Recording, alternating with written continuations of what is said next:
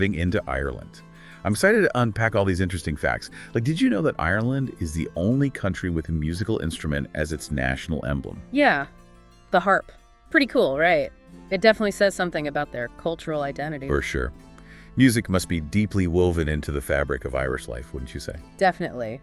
And that connection to tradition and heritage, we're going to see it everywhere as we explore Ireland today. Well, let's jump right in. I mean, we have to start with the harp. It's been their national symbol since like the 13th century. I read it's on everything from official documents to their coins. It's true. The harp is literally everywhere in Ireland. But it's so much more than just a pretty picture. It symbolizes Ireland's soul, really. You know, their history of bards and poets who used music and song to keep their culture alive. Right. Those stories and myths and legends, the harp represents that spirit. It's like a symbol of resilience. Exactly. Okay, but speaking of tradition, we can't forget about Halloween. Oh, for sure. We all know and love Halloween.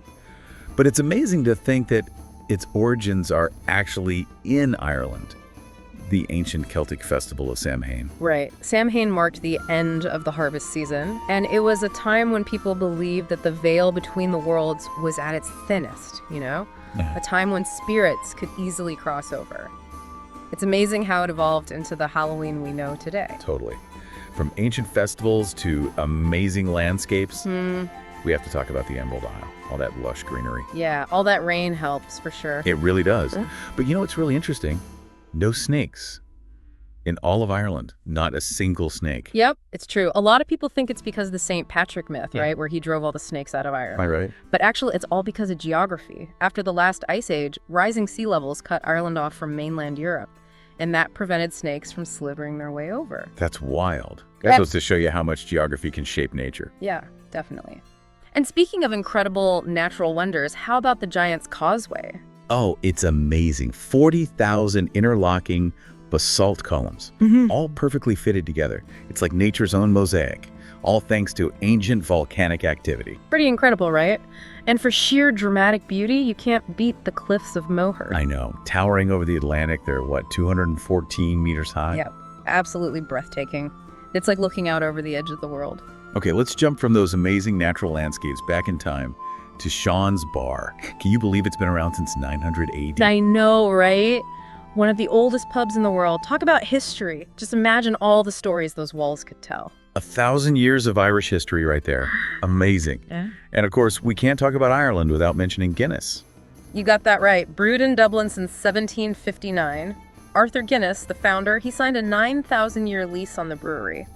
Talk about confidence in your product. Seriously, it's amazing how a drink can become so intertwined with a country's identity, like a symbol of Ireland itself. Yeah, for sure. And, you know, when you think about Irish identity, you can't forget their incredible storytelling tradition. Oh, right. The Shanchai. Those were the traditional storytellers, right? Exactly. They were like walking history books. They kept the stories and the myths and the folklore alive, passing them down through generations. Wow.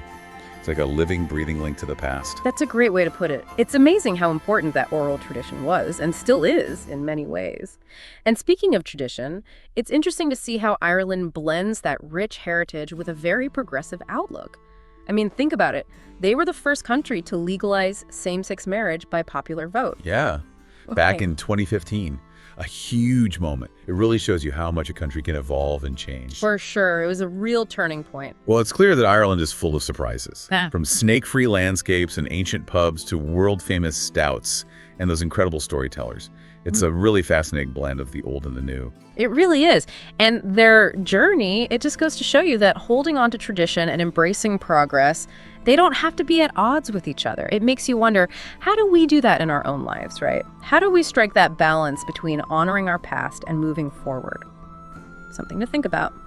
Great question to ponder. Thanks.